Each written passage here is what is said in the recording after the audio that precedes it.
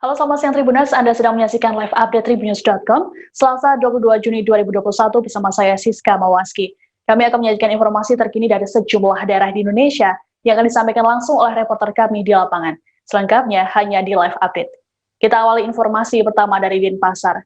Pemerintah Kota Denpasar, Bali menutup sejumlah fasilitas umum, yakni lapangan pemungutan Badu dan Taman Kota Lumintang. Penutupan ini untuk mengantisipasi penyebaran virus corona. Pasalnya, sejumlah warga selalu menggunakan lokasi ini untuk beragam aktivitas. Sebelum dilakukan penutupan, Pemkot Denpasar terlebih dahulu melakukan rapid test antigen acak pada warga di Taman Kota Lumintang. Kegiatan ini dilakukan pada Senin 21 Juni dari pukul 5 sore hingga 6 sore waktu setempat. Penutupan Taman Kota Lumintang ini direncanakan akan dilakukan selama sepekan. Untuk informasi lebih lengkapnya, sudah ada jurnalis Tribun Bali Putu Supartika yang akan melaporkannya untuk Anda. Halo, selamat siang Putu. Halo, selamat siang Siska. Putu, bisa dijelaskan bagaimana perkembangan COVID-19 di Denpasar belakangan ini?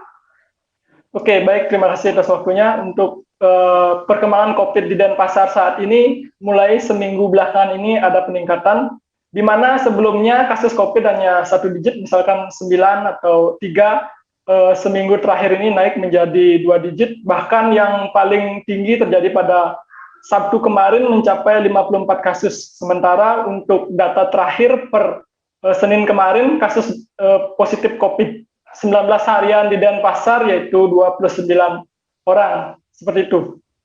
Lalu terkait dengan kasus COVID tersebut, apa langkah antisipasi dari Pemkot Denpasar, Putu? Oke, untuk antisipasi dari penyebaran COVID ini sendiri, Pemkot Denpasar telah melakukan berbagai langkah.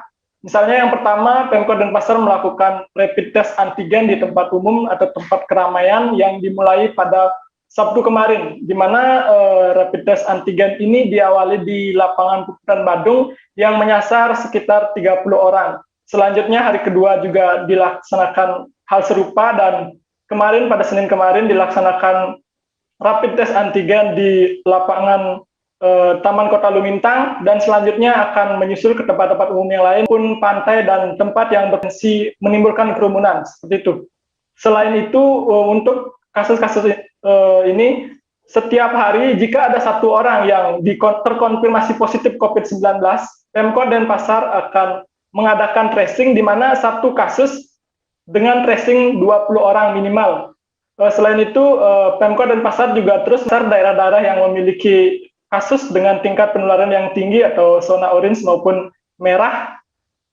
Selain itu juga mengenakan denda kepada warga yang tidak menggunakan masker dan memberikan sanksi administratif maupun push-up kepada warga yang salah menggunakan masker, misalkan dia menggunakan masker di dagu. Seperti itu yang dilakukan oleh Pemkot Denpasar.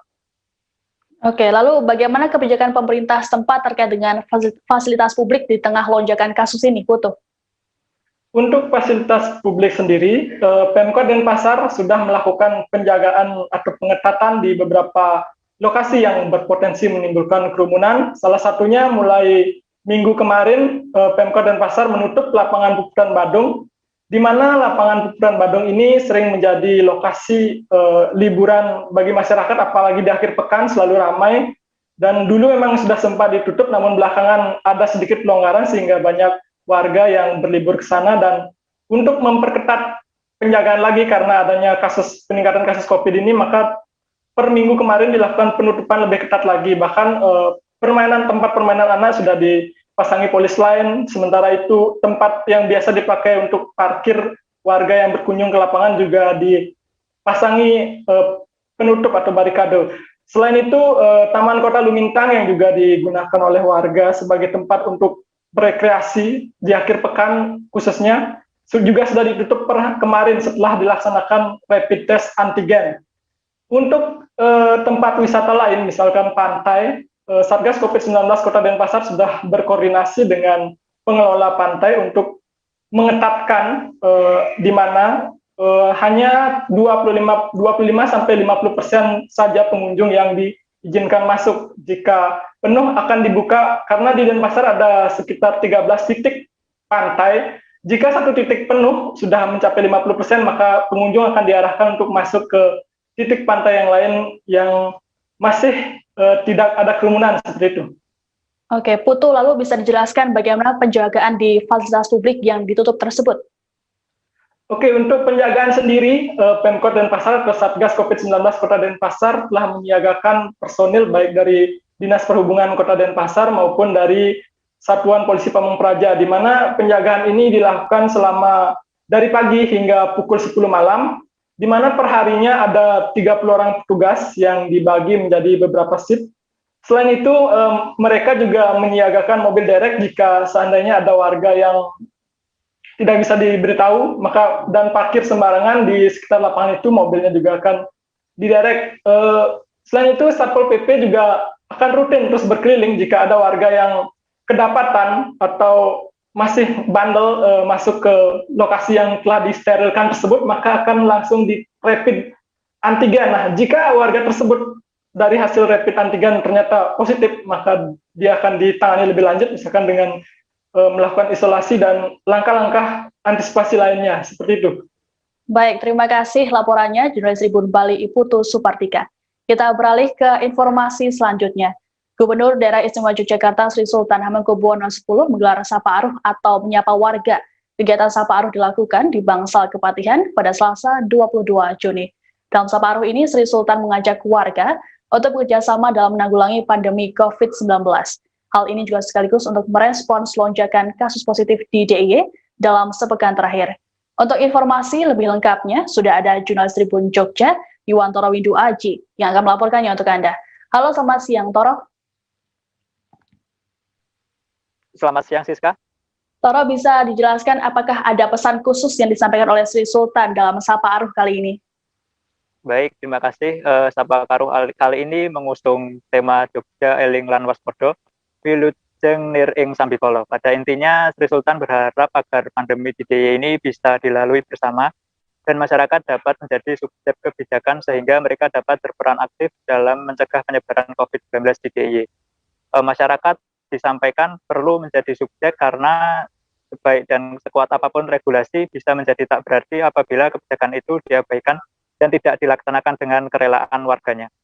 Lebih jauh, Sri Sultan juga meminta pemerintah kabupaten dan kota untuk memperketat pengawasan PPKM Mikro hingga level RT dan RW, dikarenakan kasus COVID-19 di DIY belum sanggup untuk dikendalikan. Demikian, Sika. Oke, Toro, bisa dijelaskan bagaimana kondisi terkini terkait pandemi COVID-19 di DIY? Dalam Sapa Aruh, Sri Sultan sempat menyampaikan bahwa kenaikan kasus positif di DIY mencapai lebih dari 600 kasus per hari. Selain itu juga terdapat kenaikan tingkat keterpakaian tempat tidur di 27 rumah sakit rujukan di DIY.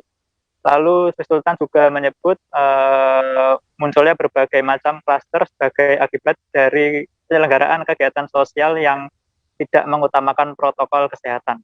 Sehingga dampaknya penularan telah terjadi di tingkat keluarga dan tetangga.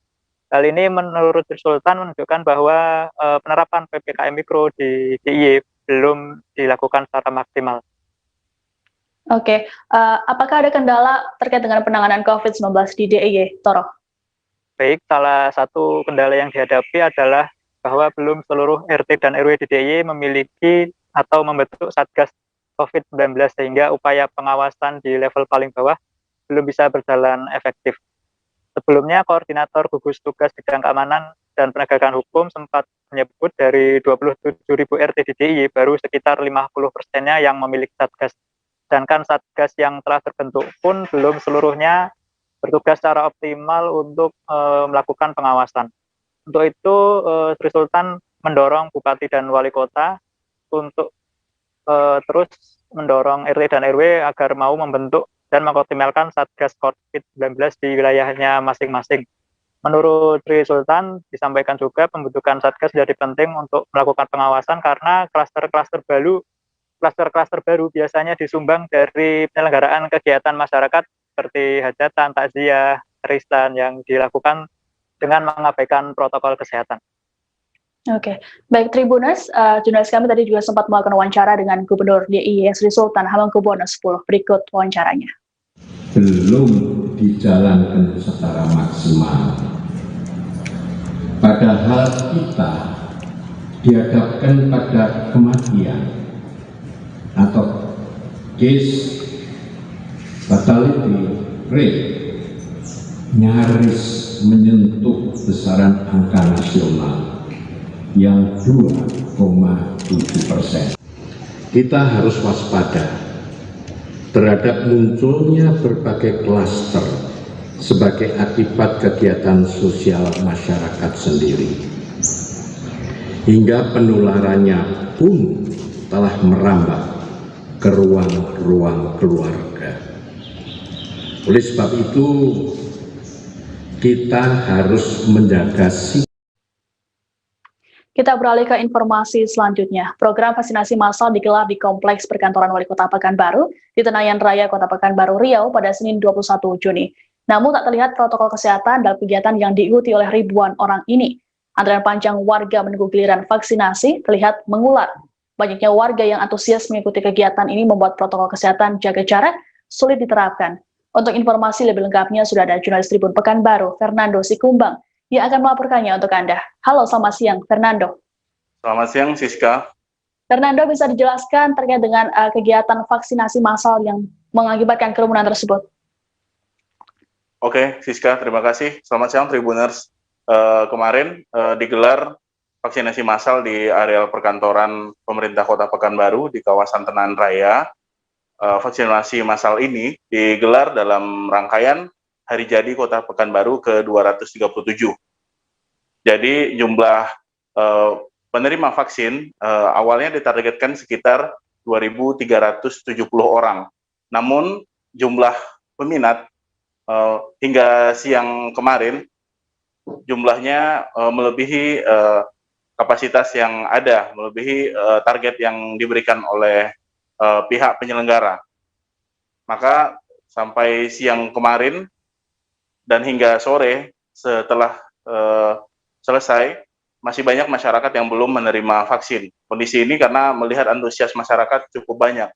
Namun disayangkan kondisinya mengabaikan protokol kesehatan. Maka Wali Kota Pekanbaru kemarin sudah mengingatkan kepada panitia penyelenggara agar tetap menerapkan protokol kesehatan di lokasi. Begitu, Siska. Oke, Fernando, melihat banyaknya kerumunan warga yang mengikuti vaksinasi ini, apakah ada upaya dari pihak panitia untuk mengingatkan agar tetap menjaga protokol kesehatan? Kemarin sempat dilakukan upaya oleh tim dari Satpol PP, namun karena kerumunan yang terlalu banyak, kondisi tersebut sulit terkendali, Siska. Karena kondisinya saat itu masyarakat terlalu ramai dan juga sudah melebihi target yang seharusnya. Maka sejumlah masyarakat pun terpaksa pulang dan kecewa lantaran tidak jadi diberi vaksin karena kondisinya sudah terlalu ramai. Maka untuk bagi masyarakat yang belum sempat menerima vaksin pada hari kemarin, pemerintah Kota Pekanbaru mengambil kebijakan menggelar kegiatan serupa, namun kegiatan kemarin hanya digelar di Kecamatan Tenayan Raya. Jadi masyarakat yang belum mendapat vaksin bisa datang ke kantor camat untuk hari ini, kan Siska. Oke, Fernando, lalu berapa target yang vaksinasi di kompleks perkantoran wali kota tersebut? Panitia penyelenggara sebenarnya menargetkan pada hari jadi ini ada sekitar 2.370 orang yang divaksin. Namun kenyataannya jumlah yang masyarakat yang datang justru melebihi dari target yang ada, Siska. Maka untuk mengobati kekecewaan masyarakat yang belum mendapat vaksin, hari ini kembali digelar proses vaksinasi massal di kantor Kecamatan Tenayan Raya. Sedangkan di kantor pemerintah Kota Pekanbaru di kawasan Tenayan Raya tidak digelar hari ini. Jadi lokasinya dipindah dan untuk konsentrasi massanya bisa dipecah. Begitu, Siska. Lalu apa respon dari Wali Kota Pekanbaru terkait hal ini? Wali Kota sebenarnya sudah mengingatkan pihak penyelenggara dari awal agar proses vaksinasi itu jangan sampai terjadi kerumunan dan pengaturan dari masyarakat yang datang untuk menerima vaksin bisa diatur dengan lebih baik. Namun karena kondisi antusiasme masyarakat, Wali Kota pun menyayangkan sebenarnya kondisi tersebut, namun ia berharap nantinya untuk kegiatan serupa vaksinasi massal ataupun vaksinasi yang digelar secara rutin oleh bus vaksinasi keliling nantinya bisa mengikuti protokol kesehatan dan proses pengaturannya bisa lebih baik lagi.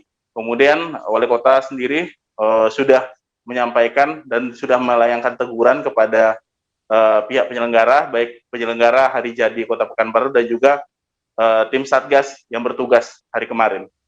Begitu rekan Siska. Lalu terkait dengan vaksinasi ini, bagaimana progresnya secara keseluruhan di Pekanbaru? Oke, Siska, untuk sampai hari ini, untuk progresnya, informasi yang saya peroleh dari Dinas Kesehatan Kota Pekanbaru, untuk capaian ada di kisaran 300.000 orang masyarakat Kota Pekanbaru sudah menerima vaksin pertama, karena saat ini kondisi vaksin pasokannya mulai menipis, Siska. Namun pemerintah Kota Pekanbaru melalui Dinas Kesehatan berupaya untuk jemput bola agar tambahan vaksin bisa ditambah oleh pihak kementerian nantinya untuk vaksinasi. Karena untuk Kota Pekanbaru sendiri yang wajib vaksin ada sekitar 750.000. Jadi ada sekitar 450.000 orang lagi yang menanti dosis vaksin untuk proses vaksinasi secara keseluruhan. Gitu, Rizka. Baik, terima kasih laporannya Jurnalis Tribun Pekanbaru Fernando Sikumpang.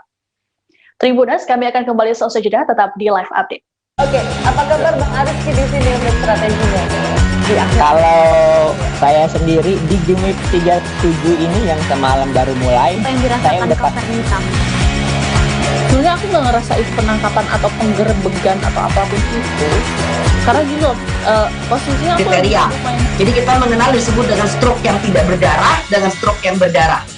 Stroke yang tidak berdarah itu biasanya ditandai dengan adanya penyumbatan. Kalau itu terjadi di sini mungkin pikirnya tidak ke situ kali ya, tapi kalau di Korea atau di Kamboja itu ada beberapa paper yang saya itu mas, ya dulunya tukang koran. Oh gitu ya, Tukang koran. Ya saya baca itu Pak. Tuh kan pernah baca kan? Ya. Jadi kalau saya jadi tangga itu udah bersyukur banget. Si anak ini dijadikan sebagai tersangka begitu. Ya kalau ini kita bicara yang di luar kasus Sebongombo ya. Dengan nama hujan shower, di mana terdapat batas jelas antara daerah hujan dan tidak hujan yang biasanya terjadi pada fase awal mature stage atau tahap berbahaya itu Kang. Jadi mulai artinya terjadinya perlembekan. Nah itu untuk penetrasi akan sulit gitu ya.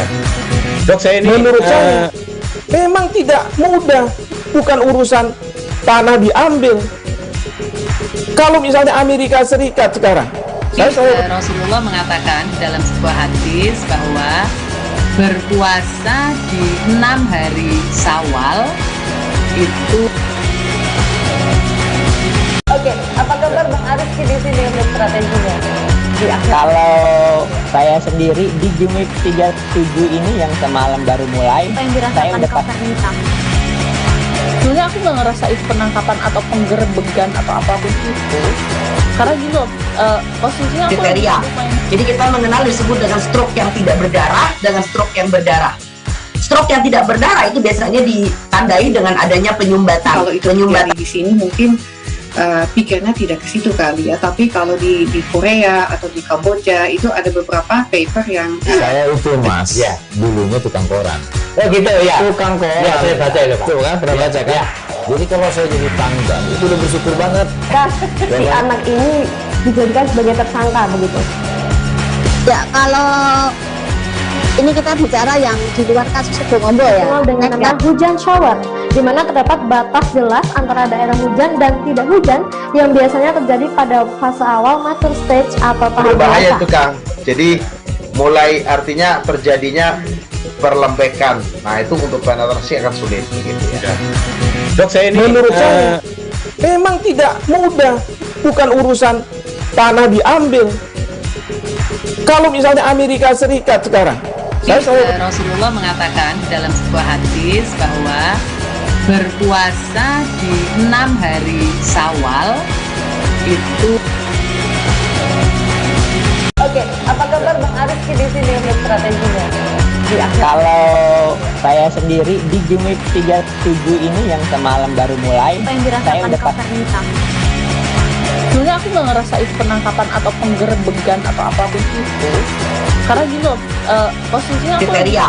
Jadi kita mengenal disebut. Terima kasih Anda masih menyaksikan live update. Kita beralih ke informasi selanjutnya. Sebanyak 12 makam di TPU Cemoro Kembar, Kelurahan Mojo, Pasar Kliwon, Solo, Jawa Tengah dilaporkan rusak. Lurah Mojo mengatakan bahwa pelaku perusakan makam adalah anak-anak. Kerusakan belasan makam itu baru diketahui pada Rabu 16 Juni kemarin. Berdasarkan kesaksian warga, sejumlah anak-anak setempat yang merupakan murid ngaji di sekitar TPU melakukan perusakan pada makam. Kasus ini juga telah diketahui langsung oleh Wali Kota Solo, Gibran Raka Buming Raka. Untuk informasi lebih lengkapnya, sudah ada jurnalis Tribun Jateng, M. Solekan, yang akan melaporkannya untuk Anda. Halo, selamat siang. Selamat siang, Siska. Solekan, bisa dijelaskan bagaimana proses mediasi antara pihak keluarga dan juga pihak orang tua dari kejadian ini? Jadi setelah ada pelaporan bahwa ada perusakan 12 makam di Kompleks Pemakaman Cemoro Kembar di Mojo, Kelurahan Mojo, Pasar Kliwon, Solo itu, pihak keluarga dan pihak keluarga yang mempunyai makam dan pihak dari tempat belajar mengaji itu atau orang tua dari anak-anak itu dilakukan proses mediasi yang ditengahi oleh pihak kepolisian. Dalam hal ini adalah pihak Polresta Surakarta melalui Polsek Pasar Kliwon.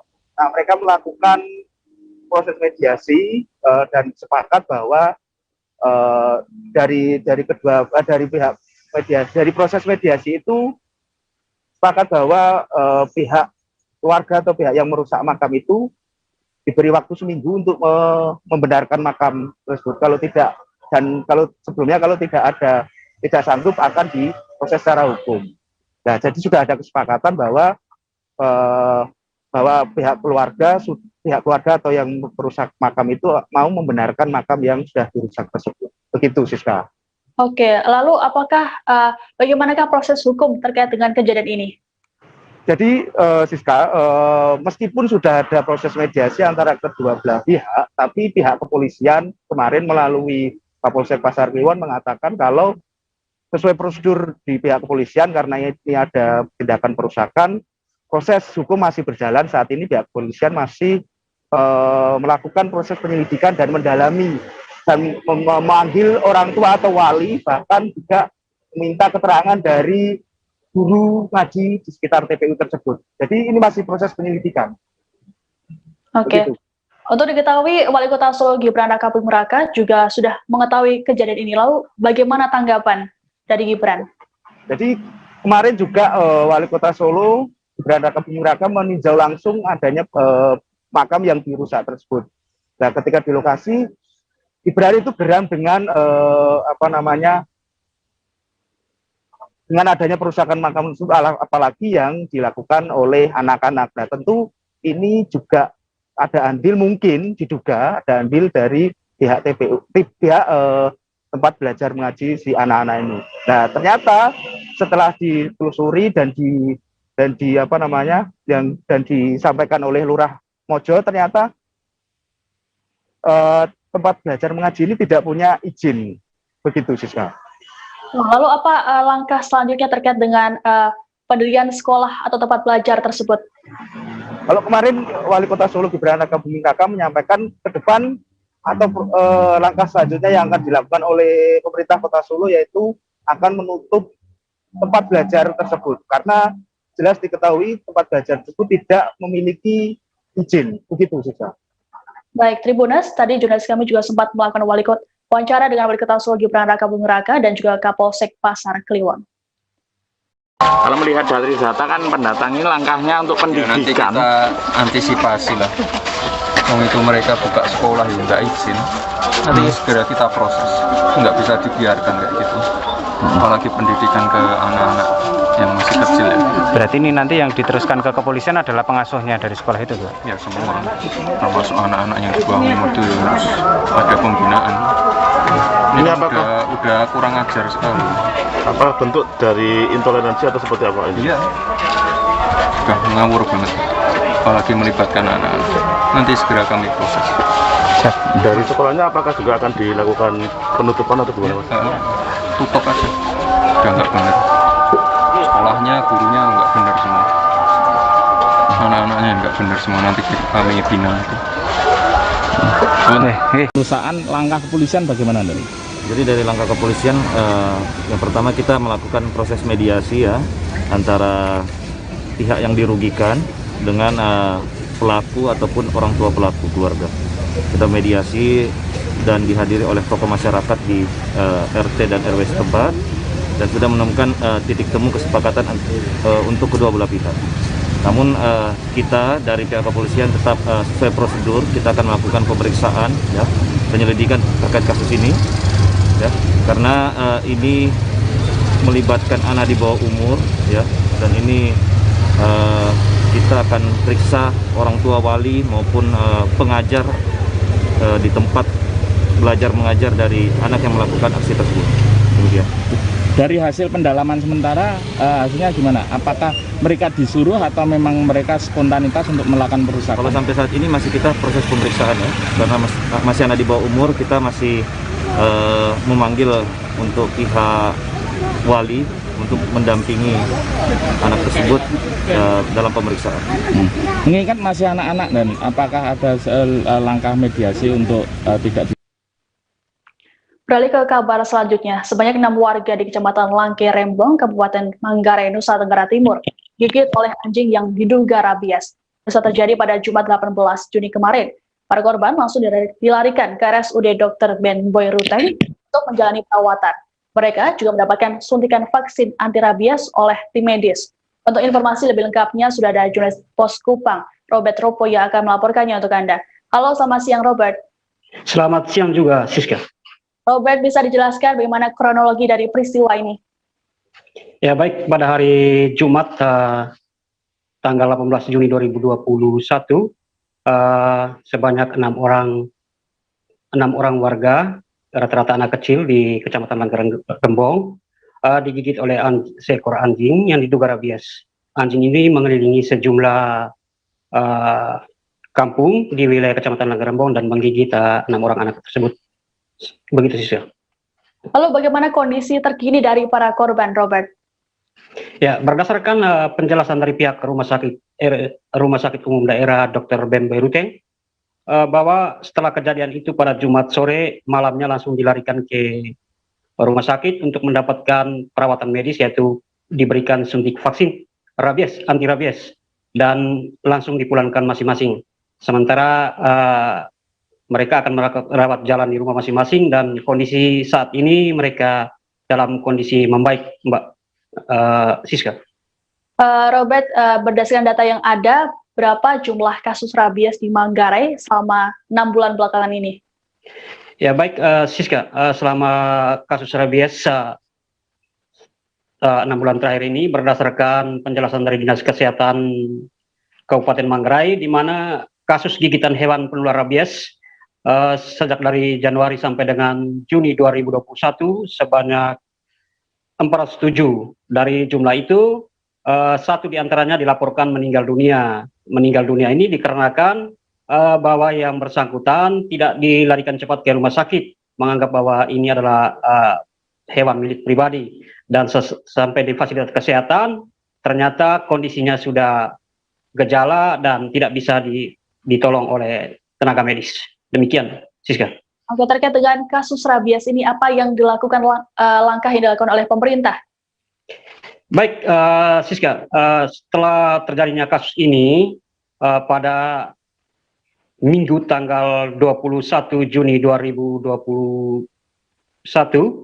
langsung pemerintah Kabupaten Manggarai langsung menggelar rapat emergensi atau darurat untuk koordinasi dengan Dinas Peternakan Kabupaten Manggarai, Kecamatan Langke Rembong, dan seluruh para lurah di Kecamatan Langke Rembong untuk cara penanganannya. Dan dalam rapat tersebut, Wakil Bupati Manggarai Heribertus Ngabut sendiri meminta kepada para lurah, camat, dan Dinas Peternakan untuk segera bertindak, yaitu melakukan sosialisasi ke masyarakat untuk anjingnya diikat atau dikandangkan, dan juga melakukan eliminasi bagi anjing-anjing liar yang berkeliaran yang tidak bertuan. Demikian, Siska. Terkait dengan kasus rabies ini, lalu bagaimana tanggapan dari warga setempat? Baik, berdasarkan orang tua sekaligus masyarakat di Langkirembong, salah satu korban, mereka memang trauma awalnya karena kasus ini baru pertama kali terjadi di keluarganya mereka, tapi setelah itu langsung dari dinas kesehatan dan mereka sendiri langsung pergi ke rumah sakit untuk disuntik VAR. Dan berdasarkan pantauan reporter dan juga wawancara langsung dengan pihak orang tua bahwa kondisi anak sekarang ini dalam keadaan membaik, tidak ada gejala panas. Demikian, Siska. Baik, terima kasih laporannya jurnalis Posku Bang Robert Ropo. Kita beralih ke informasi selanjutnya. Sejumlah fasilitas umum di Kota Palembang, Sumatera Selatan mengalami aksi vandalisme oleh orang tak bertanggung jawab. Akibat vandalisme ini, beberapa fasilitas pendukung seperti lampu taman, raib. Untuk menanggulangi peristiwa ini, sejumlah petugas dikerahkan di sejumlah titik agar dapat melakukan penjagaan. Kepala Dinas Perumahan Rakyat dan Kawasan Permukiman Kota Palembang, Afan Prapanca Mahali, membenarkan soal aksi vandalisme. Menurutnya, aksi ini terjadi karena pihaknya tak dapat mengawasi penuh sejumlah fasilitas publik. Pasalnya, jumlah petugas yang tidak sebanding dengan tempat yang ada. Untuk informasi lebih lengkapnya, sudah ada jurnalis Tripoku.com, Rahma Liyah, yang akan melaporkannya. Halo, selamat siang, Rahma. Selamat siang, Siska. Rahma, bisa dijelaskan seperti apa kondisi terkini dari Taman Kota Palembang? Baik, saat ini beberapa kondisi dari Taman Kota Palembang cukup mulai ada perbaikan setelah sebelumnya beberapa fasilitas publik dilakukan pengerusakan oleh oknum yang tidak bertanggung jawab, dan beberapa lainnya juga seperti tanaman-tanaman hias juga sempat ada yang rusak, namun saat ini sudah diperbaiki dan semua berangsur sudah kembali ditata seperti semula oleh pemerintah Kota Palembang melalui ke Dinas Perumahan Rakyat dan Kawasan Pemukiman. Baik, Rizka. Berdasarkan data yang ada, lalu berapa total jumlah taman kota yang dimiliki oleh Pemkot Palembang, Rahma? Saat ini total hampir 200 titik taman kota Palembang yang dipunyai oleh pemerintah, dan tersebar baik dari taman-taman kota yang luasannya cukup besar, bisa sampai 1,5 hektar, ada juga yang 100 meter, adapun juga menggunakan median jalan. Jadi cukup banyak sehingga bisa dibilang pemerintah Kota Palembang harus ekstra keras untuk menjaga dan merawat taman-taman kota ini dari aksi-aksi vandalisme yang dilakukan oleh oknum yang tidak bertanggung jawab. Terkait dengan perawatan taman dan juga ruang terbuka hijau di Palembang, berapa besar anggaran yang disiapkan oleh Pemkot setempat, Rahma? Baik, berdasarkan informasi dari Kepala Dinas PRKP Kota Palembang, Afan Prapanca Mahali, dikatakan bahwa besaran untuk biaya perawatan ini cukup besar, meskipun beliau tidak terlalu gamblang memberikan informasi terkait besaran dana untuk perawatan ini. Namun sepintas, beliau menyebutkan bahwa untuk perawatan taman kota yang ada di Palembang dengan total hampir 200 titik tersebut, beliau harus mengeluarkan, pemerintah Kota Palembang maksud saya, itu harus mengeluarkan budget sekitar 7-8 miliar per tahunnya. Ini untuk mengupah atau memberikan gaji kepada pekerja harian lepas, yang notabene ini mereka bekerja setiap hari dari pukul 8 hingga pukul 1 siang. Jadi cukup ekstra, Siska. Mereka harus berjibaku melakukan perawatan, penyiraman, sehingga sampai untuk perawatan serta merawat fasilitas-fasilitas publik yang disediakan di lokasi taman kota. Baik, Tribunas, tadi jurnalis kami juga sempat melakukan wawancara dengan Kepala Dinas PRKP Kota Palembang, Afan Prapanca Mahali. Supaya masyarakat juga menjaga taman tersebut. Betul, pastinya, iya, harapan kita itu, harapan kita. Dan memang kita juga sudah berupaya menempatkan penjaga-penjaga juga di beberapa taman-taman yang kita anggap taman ikonik, seperti Taman Kambang Iwa, Taman Pom 9, Taman Kelengkeng, taman-taman yang memang sepertinya menjadi destinasi lah oleh masyarakat kota. Di beberapa taman sudah ada tempat kayak untuk edukasi anak-anak. Sudah. Jadi kita arahnya juga ke sana nanti. Sementara kan masih sifatnya tentatif ya. Tapi nanti diagendakan, kita akan bekerja sama nanti dengan teman-teman dari mungkin dari kebudayaan, mungkin dari kesehatan juga. Kita minta bantuan mereka bisa juga menyiapkan petugas juga standby ya untuk layanan kesehatan, layanan edukasi anak, kemudian fasilitas umum lainnya seperti itu. Target kita sendiri tadi 11%, target kita 12% untuk RPJMD ini sampai 2024 ya.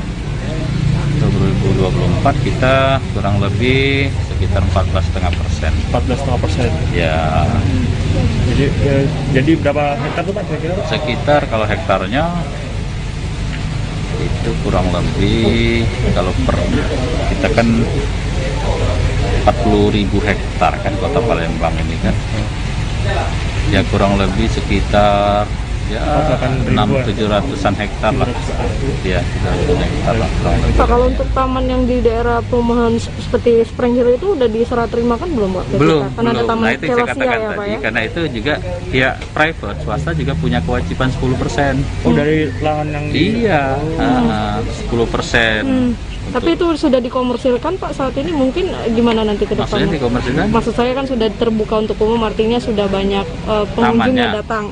Ya enggak masalah, karena itu kan mereka yang mau ngelola kan, saya kira kan tinggal terkait dengan perizinan, terkait dengan retribusi barangkali itu kan. Kalau fungsinya sudah berjalan kita malah support, malah artinya kan menjadikan ya destinasi ya Pak. Iya, opsi-opsi alternatif itu. Siap. Mungkin keharapannya Pak kalau untuk yang seperti itu diserah terimakan dulu atau gimana Pak? Saya kurang ingat ya, artinya mungkin Perumnas itu sudah menyerahkan ya mungkin, tapi nanti saya cek lagi di data, karena memang kami saat ini juga di samping urusan taman kami juga ada urusan perumahan.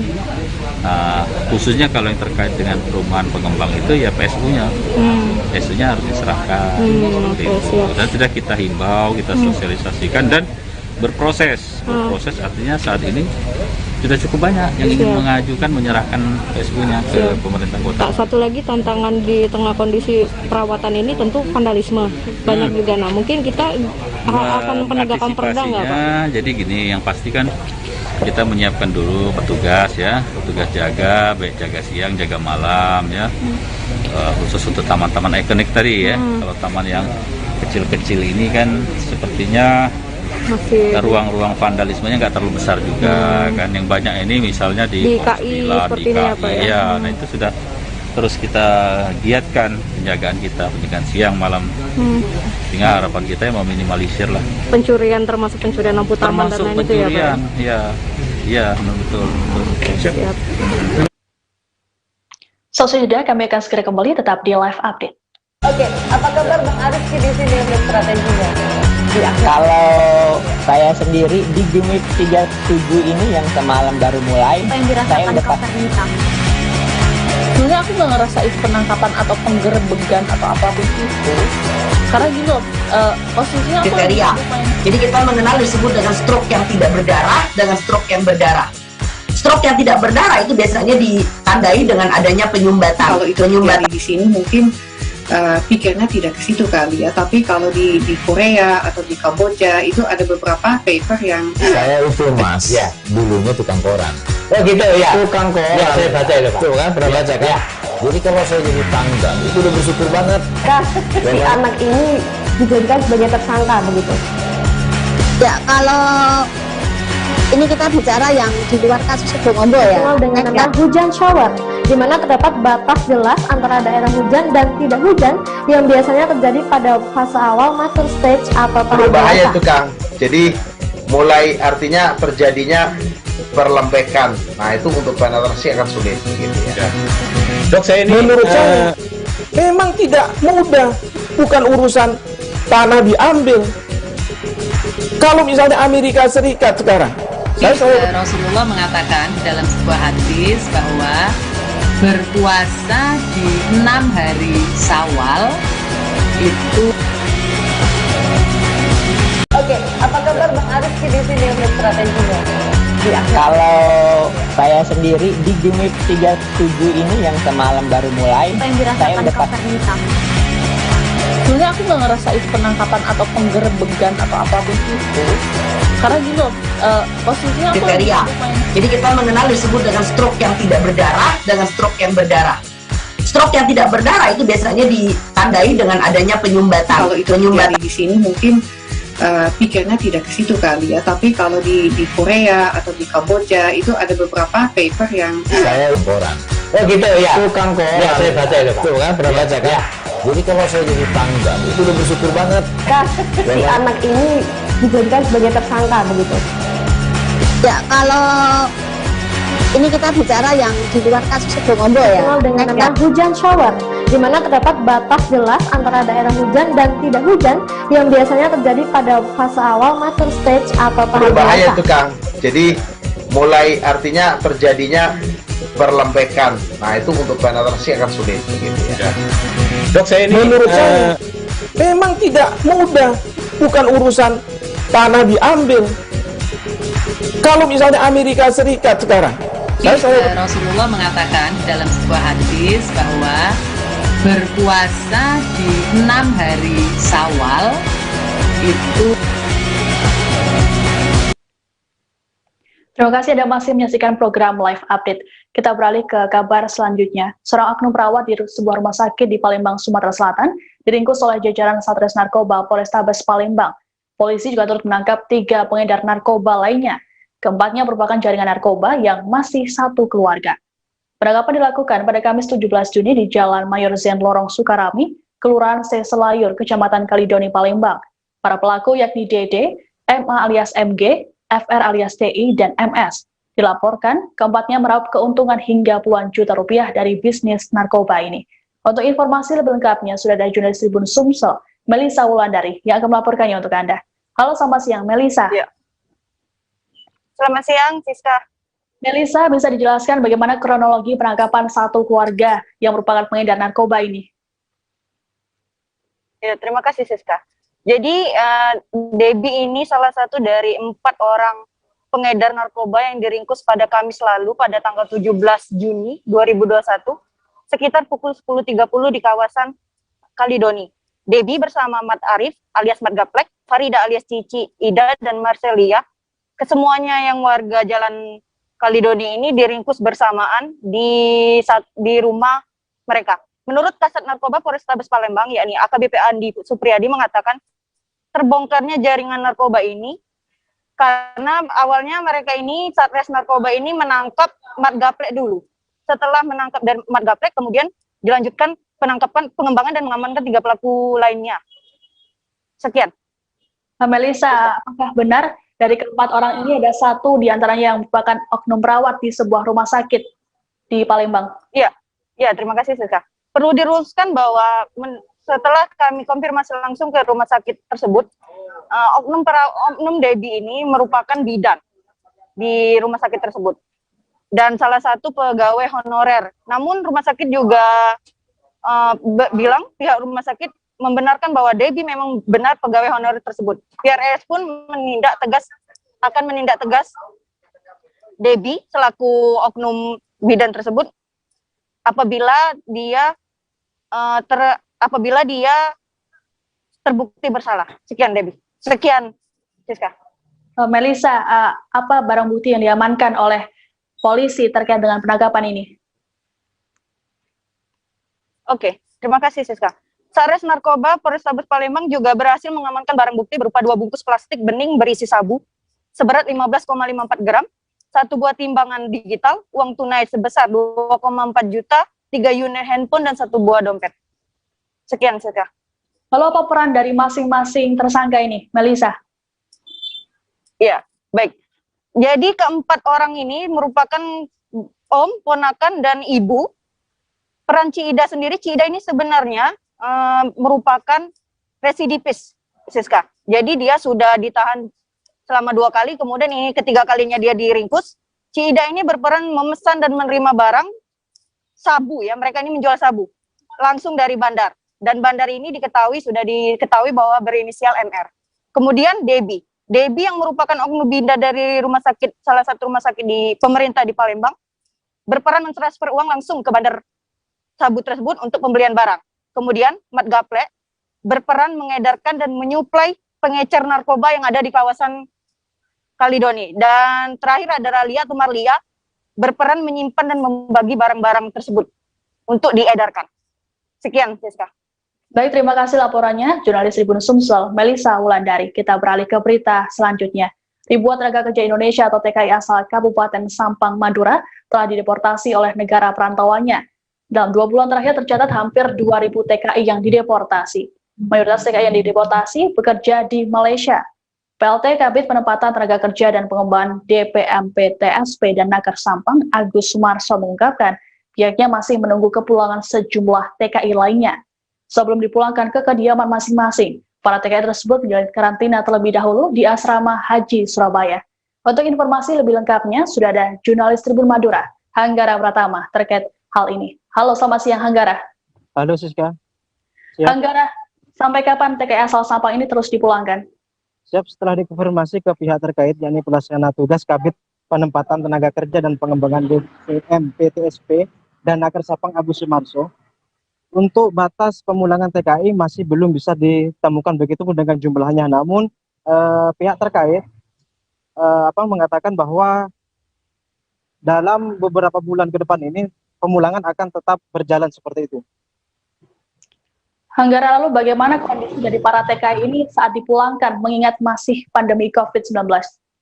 Siap, untuk para TKI yang dipulangkan dipastikan dalam kondisi negatif positif dan negatif COVID-19 sebab saat tiba di Surabaya, para TKI menjalankan karantina terlebih dahulu, kemudian swab PCR, karantina selama 2 hari di Asrama Haji Surabaya. Kemudian setelah negatif, para TKI dijemput langsung oleh pemerintah daerah dengan menggunakan transport seperti bus dan sebagainya, seperti itu. Sedangkan bagi yang TKI yang positif, tidak dipulangkan, melainkan menjalankan isolasi di Rumah Sakit Surabaya. Hingga kondisi para TKI tersebut dinyatakan negatif dari COVID-19 seperti itu. Lalu berapa jumlah keseluruhan TKI yang dipulangkan, Hanggara? Siap, sejak 30 April hingga saat ini ada sekitar 2.000 TKI di Sampang yang tersebar di 14 kecamatan Kabupaten Sampang seperti itu. Baik, Tribunas, kami juga sempat melakukan wawancara dengan PLT Kabid Penempatan Tenaga Kerja dan Pengembangan atau DPTM TSP dan Naker Sampang, Agus Sumarso. Kerja yang bidang tenaga kerja untuk menangani terkait dengan PMI yang ada di Kabupaten Sampang mulai 30 April sampai tanggal 19 Juni sudah 1.997 orang yang sudah kami fasilitasi untuk pemulangannya.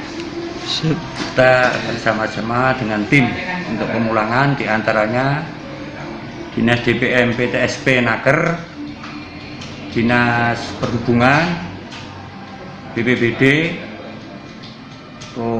terus Satpol PP, terus Dinas Kesehatan,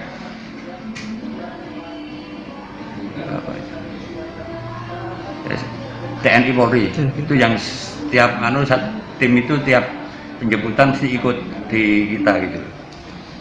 Siap. Kira-kira sampai kapan Pak pemulangan PMI ini Pak dari? Ya, kita pemulangan kita belum bisa untuk memastikan. Kemarin kami sudah tanyakan ke provinsi juga, mereka jawabannya belum tahu kapan selesainya itu.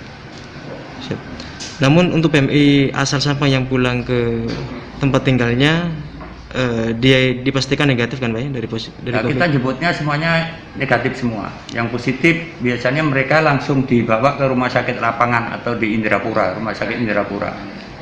Setelah sembuh baru mereka dipulangkan. Hingga saat ini ada berapa PMI yang meninggal Pak? Untuk yang meninggal sampai saat ini baru 1, itu sekitar bulan Mei. Itu karena begitu mereka datang ke Surabaya itu mereka langsung anfal, jadi koma.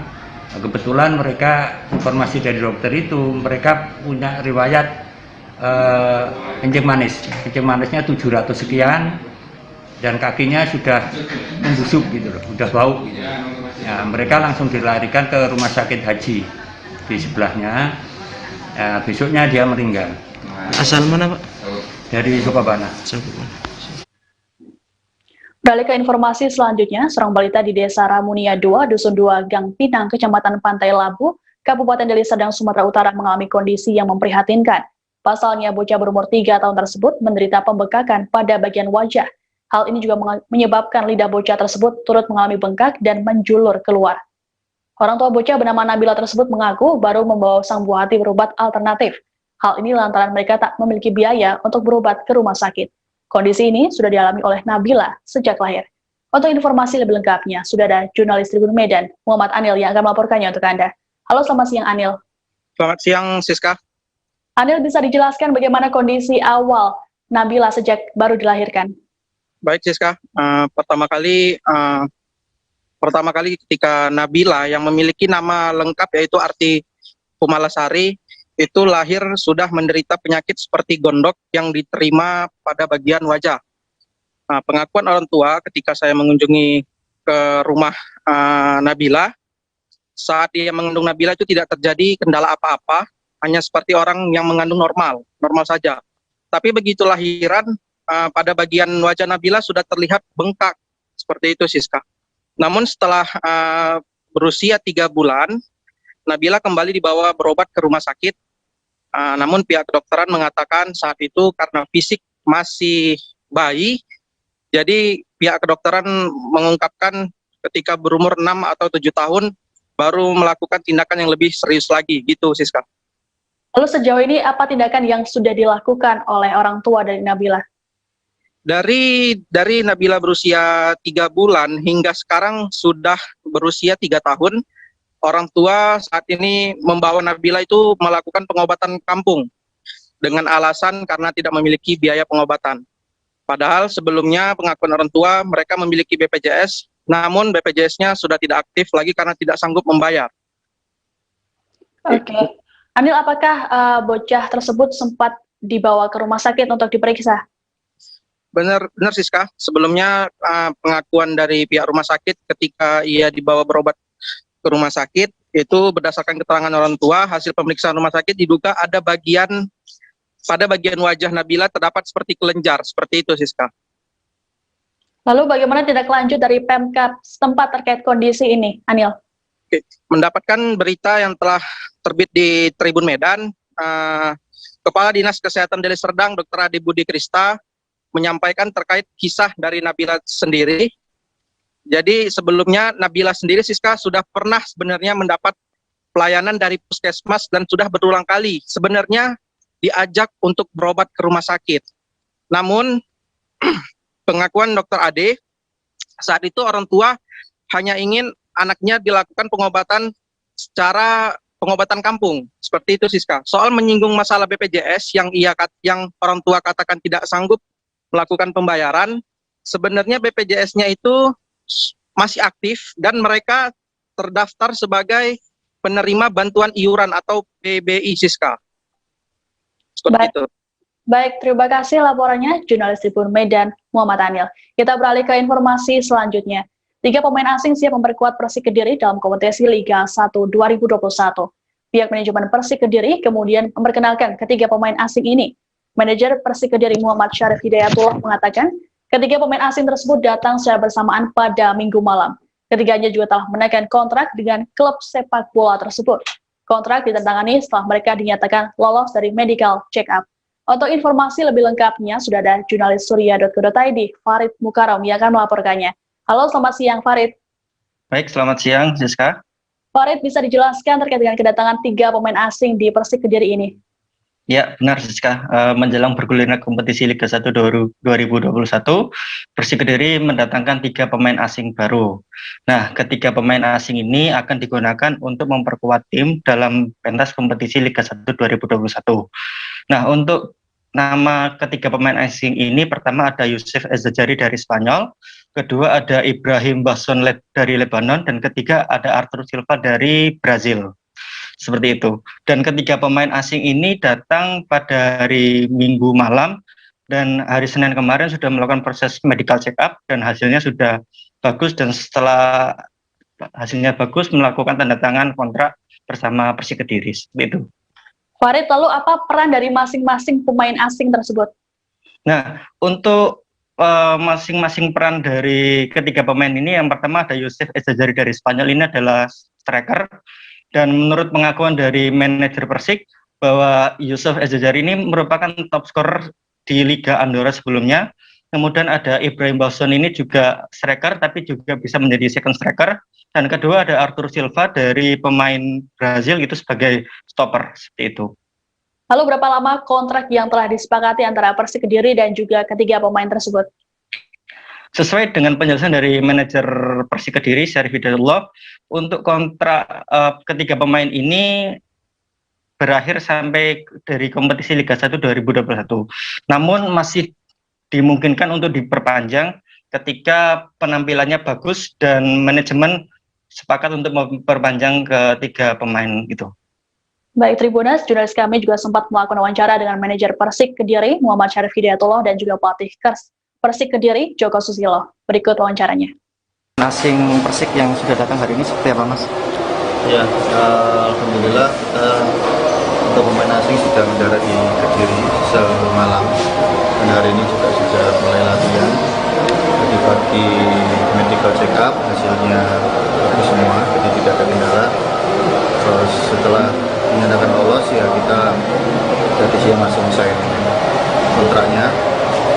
Dan sore ini langsung mereka dapat di lapangan. Durasi kontrak berapa lama ini, Mas? Durasi sejauh ini kita untuk di musim 2021. Tetapi nanti kalau memang ada kemungkinan kita extend di musim berikutnya, ya kita akan lihat di pertengahan musim. Untuk identitas pemain asing ini seperti apa saja, Mas? Siapa saja? Total nanti ada 4 ya, yang sudah datang 3. 1 Yosef ini Maroko Spanyol, terakhir main di Liga Andorra, dia juga ekspor di situ. Terus striker. Yang kedua Ibrahim Bauson ini striker tapi juga dikuatkan nanti mungkin dia lebih ke second striker atau di winger juga. Terus yang ketiga ada Felix Arthur, dia pemain belakang Brazil. Semuanya mendarat bersama semalam. Sisa 1 lagi. Siapa, Mas? Untuk yang 1 lagi, insya Allah kita juga sudah deal. Cuman sekarang masih menunggu visa atau PKU-nya rilis, masih menunggu itu rilis baru kita datangkan ke sini. Karena kan masuk ke sini juga tidak semudah ketika di masa normal. Dari negara mana, Mas? Clue-nya sudah disampaikan sama media officer ya sebenarnya. Jadi ditunggu aja. Kalau alasan manajemen memilih 3 pemain asing yang sudah ada ini seperti apa, Mas? Yang jelas manajemen untuk teknis di lapangan kita serahkan sepenuhnya di tim pelatih karena mereka yang lebih paham kebutuhan tim itu bagaimana, permainannya bagaimana. Dari kita lebih ke untuk sharing penyaringannya, jadi kita tanya ke pelatih alasan pemain ini apa, terus nanti skemanya bagaimana. Kalau sekiranya klop ya kita oke, kalau belum kita carikan alternatif atau pelatih bisa berikan alternatif lain. Bisa dikatakan ini juga merupakan kepemilihan dari Joko Susilo juga ya, Mas ya? Ya, tim pelatih. Jadi dari head coach biasanya mereka dia memang sharing ya, asisten ke kita juga. Ini pemainnya seperti gini mainnya, terus statistiknya seperti ini. Kita juga ngecek. Di manajemen juga kita ada ngecek juga. Mas, terkait dengan harapan dan juga target dari Persik Kediri seperti apa dalam kompetisi tahun 2021 ini? Iya, 2021 kita kalau kita targetkan bisa masuk di 10 besar. Harapan kita di 10 besar. Kalau bisa lebih dari itu ya kenapa tidak? Mungkin apa yang membuat target masih 10 besar, Mas? Saya yakin karena komposisi yang sekarang kemungkinan lebih siap ya dari yang sebelumnya. Walaupun sebelumnya juga sudah bagus, jadi yang sekarang ini kita tambal sulam yang sebelumnya mungkin belum efektif, kita datangkan yang lebih siap lagi. Jadi kita yakin. Mas Arif, apakah rencana mendatangkan pemain lokal lagi, Mas? Mendatangkan? Pemain lokal? Kemungkinan ya, karena kuota minimal yang diberikan PSSI itu 30 pemain. Untuk saat ini kita ada 29. Berarti masih ada 1-2 pemain yang akan direkrut? Minimal 30, bisa lebih dari itu juga. Terima kasih, Mas. Oke. Ayo. Oke, Coach, dengan kedatangan pemain asing baru ini seperti apa, Coach? Ini yang kita harapkan, meskipun masih 3, yang 1 masih proses. Kita harap alhamdulillah sudah datang. Semoga sesuai dengan ekspektasi kita sudah diskusi dengan dia. Semoga sesuai dengan apa yang kita harapkan. Di posisi apa coba tadi pemain? 2 penyerang, 1 stopper. Nanti yang datang lagi juga gelandang serang. Jadi lebih ke penyerang saja. Hal pertama apa yang nantinya terus akan lakukan terhadap 3 pemain asing ini? Mungkin ada khusus? Itu rekondisi, saya melihat kondisi dia. Kemudian bagaimana istilahnya sentuhan dia, kita lihat dulu. Baru pemahaman di prinsip of play, kita lihat. Soal adaptasi dengan pemain asing seperti apa, Coach? Ini kan lagi kan kompetisi Liga 1. Bagaimana semua untuk tergantung dari pemain asing itu sendiri dan dari kita ya. Nanti kita akan lihat. Tentu nanti kita akan coba sebagaimana bisa mungkin kita untuk cepat beradaptasi. Akan diturunkan pada pertandingan dicoba besok. Sekarang juga belum latihan, baru jogging, belum nyentuh bola dia, ya kan? Tapi ke depan akan ada uji coba ya, yang nantinya juga akan main asingnya akan dicoba. Tentu. Lawan siapa, Coach? Uji coba minggu ini, Coach? Nanti aja dengan manajemen aja nanti bisa untuk kawan-kawan. Ya. Informasi tadi sekaligus menutup jumpa kita dalam live update kali ini. Terus saksikan live update berikutnya hanya di kanal tribunnews.com. Jangan lupa untuk terus disiplin menerapkan protokol kesehatan dimanapun Anda berada demi kesehatan Anda dan juga keluarga. Saya Siska Mawaski beserta kru yang bertugas pamit undur diri. Terima kasih dan sampai jumpa. Jangan lupa like, subscribe, dan share ya!